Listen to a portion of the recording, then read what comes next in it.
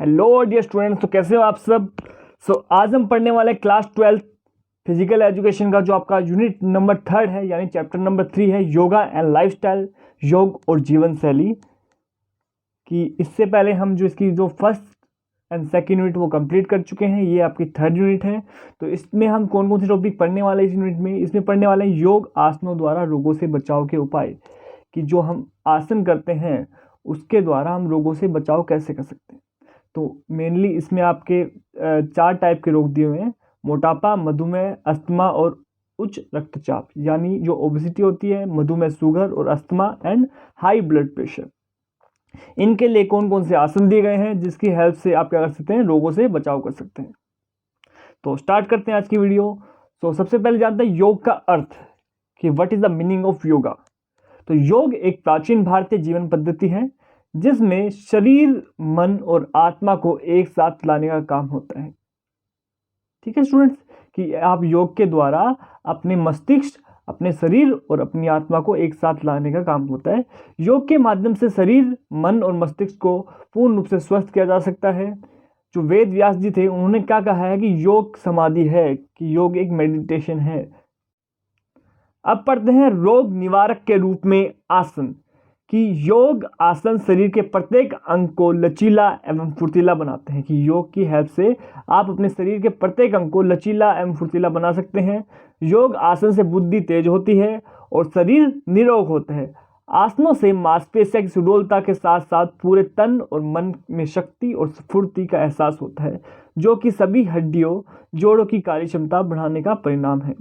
पतंजलि के अनुसार स्थिर सुखमासनम, यानी पतंजलि योग सूत्र के अनुसार आसन एक स्थिर एवं सुखदायक स्थिति है जिससे शरीर को क्या मिलता है, स्थिरता मिलती है और सुखदायक सुख मिलता है। नेक्स्ट आपका जीवन शैली संबंधित बीमारियों को आसन के द्वारा नियंत्रण, की जो आपके लाइफस्टाइल में आप चेंज करके, आपकी जो लाइफस्टाइल है उसमें चेंज करके, उसमें आसन जो है उनको अडोप्ट करके आप बहुत सारी बीमारियां हैं जिनसे आप छुटकारा पा सकते हैं। जैसे हृदय वाहिका संबंधी कुशलता में सुधार।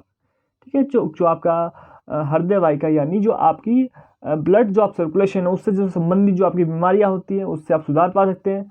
जो आपके श्वसन संस्थान यानी रेस्पिरेटरी सिस्टम है उसमें सुधार कर सकते हैं। एकाग्रता की शक्ति में सुधार, ठीक है, कि इससे आपका फोकस बढ़ सकता है। अस्थि संस्थान में सुधार। और नेक्स्ट आपका रोगों से बचाव। तो ये आप डिफरेंट टाइप्स ऑफ लाइफस्टाइल को अडॉप्ट करके आप जो जीवन शैली में जितनी बीमारियां उनसे आपको उन पर नियंत्रण कर सकते हैं। तो पढ़ते हैं आज की पहली बीमारी की ओर, मोटापा, स्थूलता, इंग्लिश में बोलते हैं ओबेसिटी, यानी मोटापा विश्व की समस्या बन चुका है। वयस्क हो चाहे बच्चा हो, हर कोई मोटापे से ग्रस्त है। कि मोटापा शरीर की वह दशा है जिसमें शरीर में वसा की मात्रा बहुत अधिक होती है, यानी फैट का शरीर में बढ़ जाना।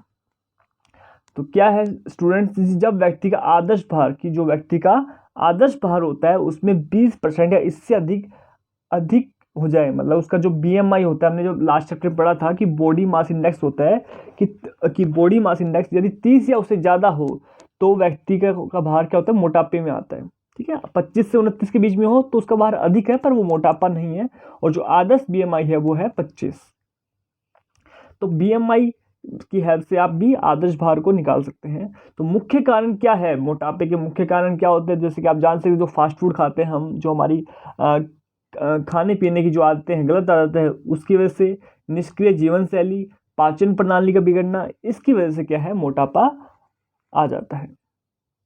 निम्न आसनों की नियमित रूप से करने से मोटापे से छुटकारा पाया जा सकता है। कि यह निम्न आसन है, इसकी हेल्प से आप जो मोटापा है उससे छुटकारा पाया जा सकता है। जैसे फर्स्ट आसन का हस्तोत्तासन आसन, ठीक है, और दूसरा त्रिकोण आसन, उसके बाद है अर्ध मत्स्यंद्र आसन, फिर वज्रासन। 4 आसन दिए हुए हैं जिसकी हेल्प से आप मोटापे से छुटकारा पा सकते हैं। तो देखिए पहला आसन हस्तोत्तान आसन, यानी पूर्व स्थिति, दोनों पैरों को मिलाकर। आपको इसकी विधि क्या है इसकी जानिए, कि आपको क्या करना है कि दोनों पैरों को मिलाकर सीधे खड़े हो जाएं। जैसे आप डायग्राम में देख पा रहे होंगे कि आपको सबसे पहले क्या करना है, दोनों पैर मिला के आपको सीधे खड़े हो जाना है।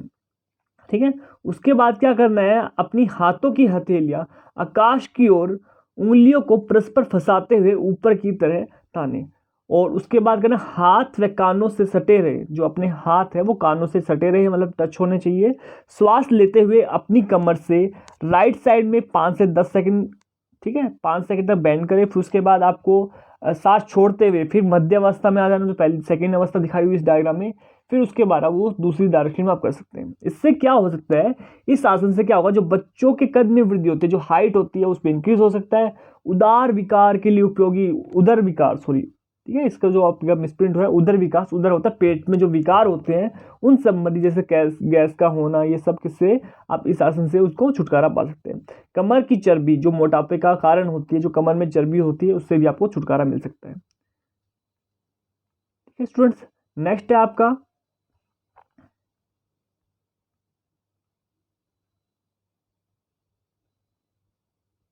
वज्रासन। कौन सा है, वज्रासन। इसकी विधि देखिए, दाएं पैर और बाएं पैर को घुटने से मोड़कर नितंब के नीचे रखे, कमर, गर्दन और सिर सीधा रखते हुए दोनों पैरों के अंगूठे मिले हुए, एड़ी खुली हुई, घुटने तथा पैर का निचला भाग जमीन से लगा रहा, दोनों हाथों को जंघा पर रखे तथा दृष्टि सामने की ओर हो।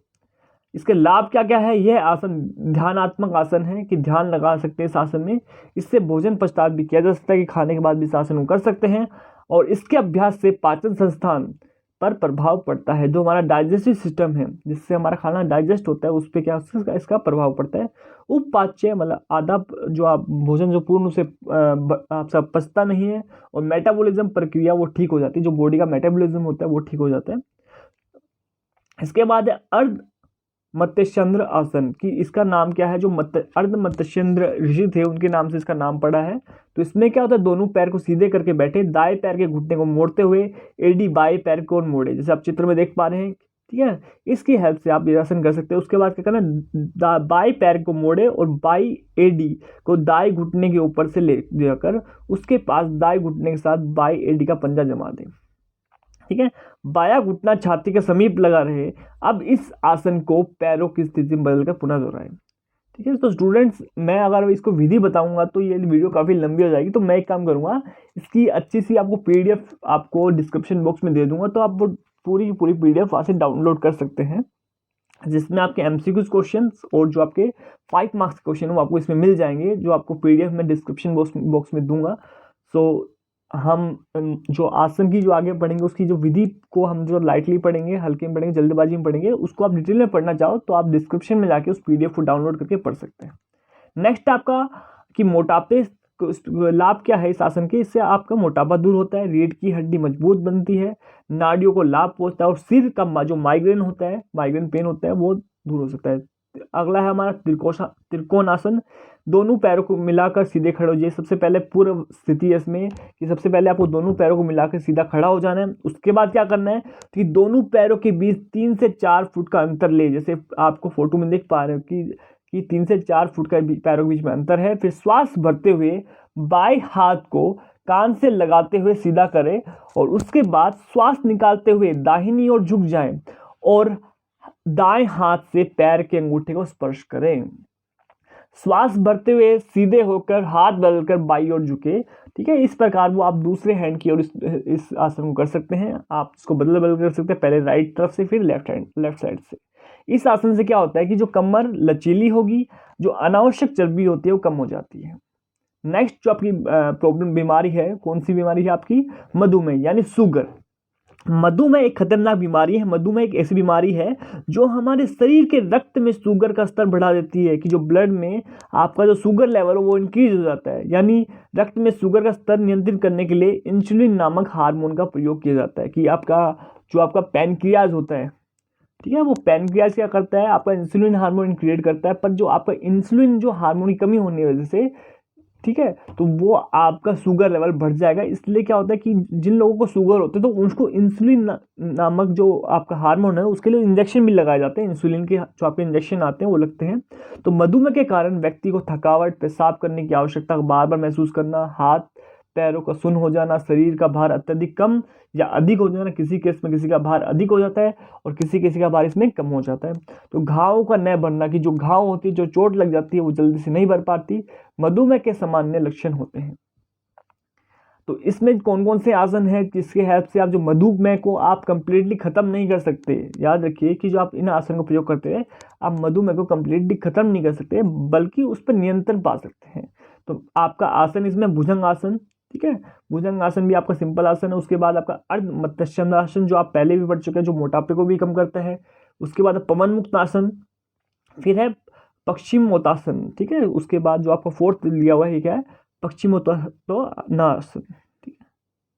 नेक्स्ट है पवन मुक्तासन, ठीक है। पवन मुक्तासन करने की विधि क्या है ये पढ़ लीजिए आप, ठीक है। आप उसका स्क्रीनशॉट ले सकते हैं, आपको वीडियो को पॉज करके इसको लिख भी सकते हैं या फिर आप डिस्क्रिप्शन बॉक्स में जो पीडीएफ दी गई है उसको भी डाउनलोड कर सकते हैं। इसके लाभ क्या क्या है, लाभ इसके हैं जो वायु विकार होता है दूर हो जाता है, मधुमेह रोग से लाभदायक है, जो शुगर होता है उसमें लाभदायक है, पेट का मोटापा भी इससे कम हो जाता है। भुजंगासन, भुजंगासन क्या है कि इसमें क्या है कि आसन को पेट के बल लेटकर किया जाता है, यानी दोनों पैरों, एडियो तथा पंजों को मिलाकर कि आप क्या करते हैं, लेट जाते हैं। फिर उसके बाद क्या करते हैं, दोनों हाथों को मोड़कर चेहरे के बाएं और दाएं ओर ले जाएं। फिर उसके बाद जो आपकी कोहनियाँ है, आपकी नीज है, अधिक से अधिक अंदर की ओर हो, मतलब बाहर की तरफ न हो, और जो माथा जमीन से लगा दे और गर्दन को पीछे की ओर इतना करे, ठीक है, उसको पीछे ले जाए कि उसको आपका जो रीढ़ के जो आपका सर है वो रीढ़ तक टच होना चाहिए। फिर उसके बाद कहता है धीरे धीरे श्वास भरते हुए धड़ को ऊपर की ओर उठा दे और हथेलियाँ केवल जो आपकी हथेलियाँ हैं वो आसन पर स्पर्श करेगी, ठीक है, जो आपकी हथेलियाँ हैं वो आसन को स्पर्श करेगी और श्वास सामान्य रहेगा। श्वास छोड़ते हुए धीरे धीरे वापस आ जाएं, पहले धड़ फिर माथा जमीन पर लगा दे। इस प्रकार आप भुजंगासन कर सकते हैं। इसके लाभ देखिए, इससे पाचन शक्ति बढ़ती है, सुस्त यकृत यानी जो लीवर है, जो लीवर स्ट्रॉन्ग होता है, जिनका लीवर की प्रॉब्लम होती है वो इस आसन करके तो लीवर संबंधी जो प्रॉब्लम है उनको दूर कर सकते हैं। थायराइड जो होता है, ठीक है, जो थायराइड होता है, घेंगा रोग होता है गले में बोलते हैं जिसलिए, जो आपका थायरोक्सिन हार्मोन की वजह से हाइपरथायरोक्सिन और हाइपोथायरोक्सिन की वजह से होता है, उससे आप इसको इलाज कर सकते हैं। कमर दर्द, गर्दन में दर्द, तनाव, रक्त शुद्धि में लाभदायक है। नेक्स्ट है आपका अस्थमा, ठीक है। अस्थमा प्रॉब्लम की आज के टाइम में जो बीमारी होती है, जो पोल्यूटेड एरिया होते हैं उनमें जो लोग रहते हैं उनमें लोगों को में काफ़ी बीमारी देखी जा सकती है। ये होती क्या है, अस्थमा एक गंभीर बीमारी है जो स्वास्थ्य नलिकाओं, जो जिन नलिकाओं से आपसे क्या लेते हैं, सांस लेते हैं, उनमें जो प्रॉब्लम होती है उनमें सूजन आ जाती है, स्वेलिंग आ जाती है, जिससे क्या होगा कि आपको बार बार खांसी आना, खांसी के दौरे पड़ते हैं, दिल की धड़कन बढ़ना, सांस की रफ्तार बढ़ना, की जो आपकी सांस लेने में काफ़ी आपको तकलीफ होती है, बेचैनी होना, सीने में जकड़न, थकावट, हाथ पैरों व कंधों और पीठ में दर्द होना अस्थमा के लक्षण। ये सिम्टम है कि अगर आपको सिम्टम है तो आपको अस्थमा हो सकता है। इसके बाद है कि जो आप धूल, धुआं, वायु प्रदूषण, अनुवांशिकता यानी हेरिडिटी, जानवरों की त्वचा, बाल या पंख इसके मुख्य कारण है, तो आप इन सब के कॉन्टेक्ट में ना आए कि, ठीक है। तो अनुवांशिकता तो किसी का हेरिडिटी है, मतलब किसी के फादर को थी, उसके उसके आपके ग्रैंडफादर को थी, तो उससे आपको ट्रांसफर हो रहा है, अस्थमा ट्रांसफर होता रहता है, ठीक है। तो अस्थमा को दूर कैसे कर सकते हैं, निम्न आसन दिए हुए सुखासन, चक्रासन, गोमुखासन, पर्वतासन एंड भुजंगासन, और आपका जो आप पहले पढ़ चुके हैं पश्चिमोत्तासन, और लास्ट आपका मत्स्यासन। तो आप देखिए इमेज में आपके आसन दिए हुए हैं, पहला आपका चक्रासन दिया हुआ है, ठीक है, फिर मत्स्यासन, गोमुखासन, पर्वतासन, उसके बाद आपका सुखासन भी दिया गया है कि आपको सुखासन कैसे करते हैं, ये आपको सुखासन दिया हुआ है, फिर भुजंगासन दिया हुआ है, फिर पश्चिमोत्तासन दिया हुआ है। इसकी हेल्प से जो आपके 6 आसन है, ठीक है, 7 आसन टोटल क्या है, जो आपके 7 आसन दिए हुए हैं, इनके हेल्प से क्या कर सकते हैं आप, आपका जो आपके अस्थमा की प्रॉब्लम उन पर नियंत्रण पा सकते हैं। नेक्स्ट है आपका उक्त रक्तचाप, जो आपका हाई ब्लड प्रेशर होता है, जो बीपी की जो प्रॉब्लम होती है, हाई ब्लड प्रेशर है उसकी जो प्रॉब्लम है उससे इसको छुटकारा पा सकते हैं।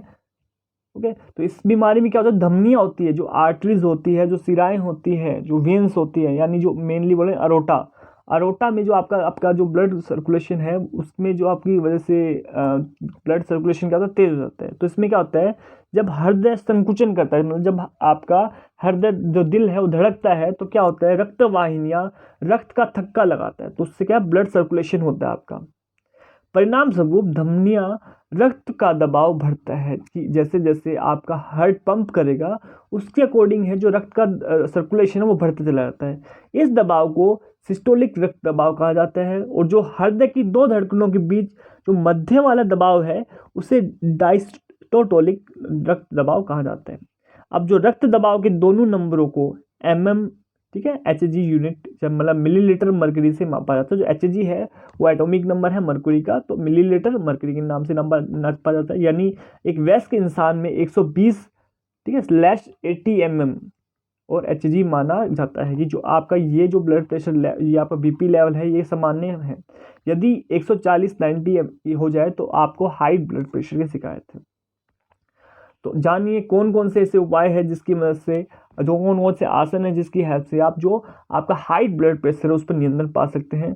तो आपका पहला है ताड़ासन, फिर उसके बाद पवन मुक्तासन, ब्रजासन, ठीक है, अर्धचक्रासन, भुजंगासन और शवासन।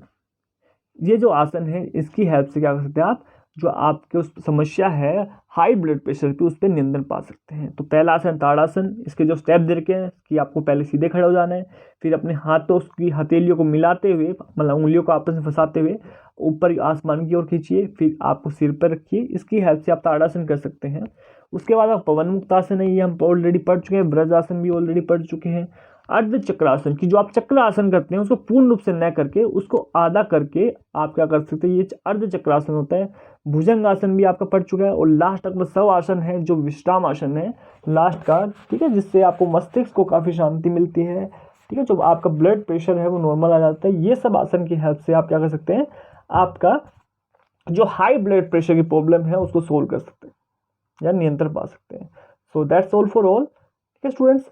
तो आपको मैं बता दूं कि जो आपकी जो वीडियो थी, ये वीडियो थी 3rd यूनिट, हमने इसमें कंप्लीट करने की कोशिश की है, ठीक है। तो इसके बाद जो आपकी यूनिट आएगी 3rd यूनिट के बाद 4th यूनिट, वो हम अगली वीडियो में पढ़ेंगे। तो हमने 1st, 2nd and 3rd unit कर ली है। तो आपको वो 2 वीडियो देखनी है तो आपको डिस्क्रिप्शन मिल जाएगी या फिर आप चैनल पर विजिट करके आप उनको देख सकते हैं, ठीक है। तो थैंक्स फॉर वॉचिंग।